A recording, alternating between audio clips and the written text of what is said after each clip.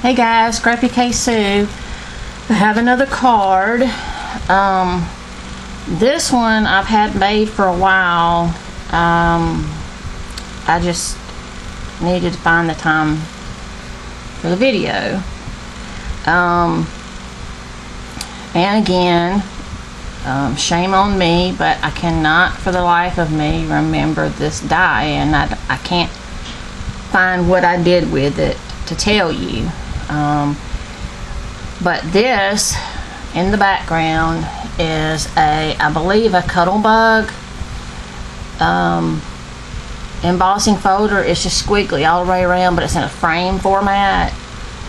So I put that behind there, and then this red, and then the actual scene part I put on a piece of cardboard, like cereal cardboard, and I raised it up just a teeny bit, but I cut it out in white and I colored it with my Copics. I didn't do any shading or really anything like that, any big time stuff, just colored it, and I think it turned out pretty good. Even though I like this dye, I probably wouldn't use it that much. I may wind up selling it, but I'll see.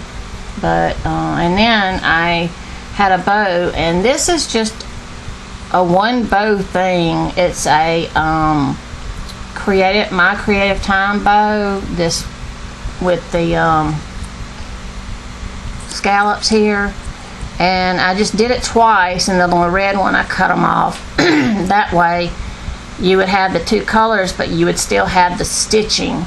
I don't know if you can see that. I don't know if you can see the stitching on there. Anyway, and then I just put a little flower in there. No, Hank. Go lay down. It's time for bed. Go lay down. It's my son's dog. We're dog sitting, fur babysitting for him while he moves. Anyway, I didn't put anything on the inside, and I just put that same paper, and then I just put my stamp. So that's it. Let me know what you think. And if you have any questions, just let me know. Thanks, guys. Bye.